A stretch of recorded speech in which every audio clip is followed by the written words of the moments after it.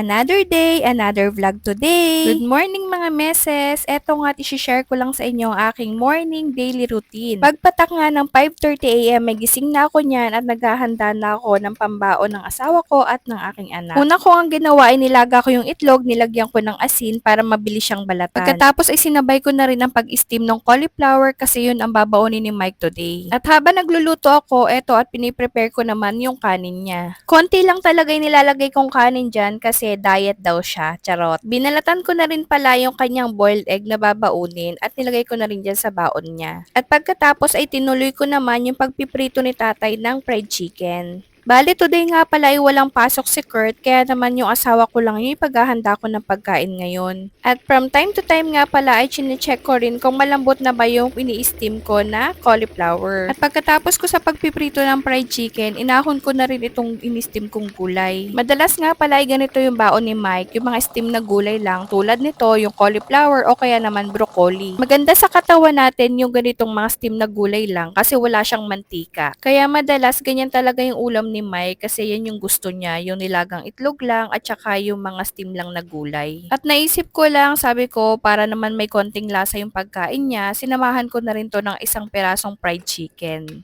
At ayan, kumpleto na yung kanyang baon. Meron siyang fried chicken, meron siyang boiled egg, at saka itong steam na gulay at kanin. Nilagyan ko na rin pala ng konting hot chili sauce itong kanyang fried chicken kasi wala siyang sausawan para medyo masarap-sarap naman. Masarap kasi itong sauce na to kasi medyo may anghang siya. Pagkatapos ko nga pala maghanda ng baon nilang kanin, naghahanda naman ako ng tinapay na pambaon nila. At for today nga, itong egg sandwich with ham and cheese and lettuce ang ipapabaon ko kay Mike. Araw-araw ko nga pala silang ginagawa ng tinapay pang merienda nila para hindi na sila bibili sa kantin. Gustong-gusto nila itong ginagawa kong egg sandwich overload kasi masarap daw. Yung dalawang boiled egg nilalagyan ko lang siya ng paminta, tsaka konting asin at tsaka ng mayonnaise. Tapos hahaluin ko lang yan para mag-mix siya and then spread ko na siya sa tinapay. Minsan naman burger with egg o kaya naman burger with ham yung pinapabaon ko sa kanila. Depende sa kung ano yung available at tsaka sa kung anong maisipan ko. Eto nga pala yung paboritong bauning tinapay ni Mike, yung sugar-free wheat bread ng Mond. Super lambot kasi nito, ang sarap kainin. Pagkatapos ko nga palang maglagay dyan or mag-spread ng egg mixture sa tinapay, ay naglalagay na rin ako dyan ng lettuce. Dati nga sinasamahan ko pa to ng pipino or cucumber, kaya lang ayaw ni Mike, kaya hindi ko na siya sinasamahan ngayon.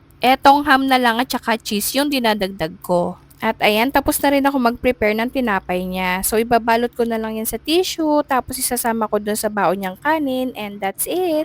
Thank you guys for watching. Have a nice day!